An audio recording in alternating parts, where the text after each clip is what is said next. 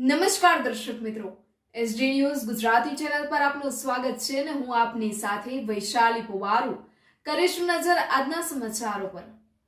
જંબુસરના કલક ગામની ક્રિષ્ના સિરામિક કંપનીમાં શ્રમિકના મોતનો મામલો ઠારે પડ્યો। ₹20 લાખની સહાય જાહેર કરવામાં આવી। જંબુસર તાલુકાના કલક ગામે આવેલી ક્રિષ્ના સિરામિક કંપનીમાં શ્રમિકના મૃત્યુ બાદ સર્જાયેલો ગતિરોધ આખરે દૂર થયો છે। કંપની દ્વારા મૃતકના પરિવારને આર્થિક સહાય આપવાની ખાતરી અપાતા મામલો શાંત પડ્યો છે અને પરિવારે મૃતદેહનો સ્વીકાર કરી અંતિમ વિધિની પ્રક્રિયા હાથ ધરી છે।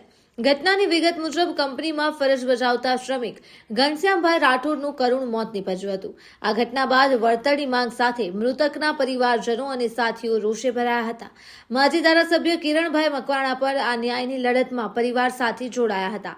ન્યાયની માંગ સાથે પરિવારજનો અને માજી ધારાસભ્ય મૃતકનો મૃતદેહ લઈ અને કંપનીના ગેટ પાસે જ ધરણા પર બેસી ગયા હતા। કંપનીના સંચાલકો માજી ધારાસભ્ય કિરણ મકવાણા અને પરિવાર વચ્ચે થયેલી લાંબી મધ્યસ્થી અને ચર્ચાઓ બાદ કંપની સહાય આપવા સહમત થઈ હતી। મૃતક ઘનશ્યામ રાઠોડના પરિવારને ₹20 લાખની આર્થિક સહાય આપવાની જાહેરાત કરવામાં આવી છે। કંપની દ્વારા માંગણીઓ સ્વીકારવામાં આવતા અને આર્થિક મદદની ખાતરી મળતા પરિવારે ધરણા સમેટ્યા હતા અને શ્રમિકના મૃતદેહની અંતિમ વિધિ કરવામાં આવી હતી। સામાજિક આગેવાનોની મધ્યસ્થીથી શ્રમિક પરિવારને ન્યાય મળતા સમગ્ર પંથકમાં તેની ચર્ચા થઈ રહી છે। જંબુસરના કલક ગામે ક્રિષ્ના સિરામિકમાં શ્રમિકના મોત મામલે ₹20 લાખનું વળતર મંજૂર કરવામાં આવ્યું। માજી ધારાસભ્ય કિરણ મકવાણાની હાજરીમાં પરિવારના ધરણા સફળ રહ્યા અને કંપનીએ સહાય આપી। Reporter Saddam Malek, Jambusar, SD news Gujarati.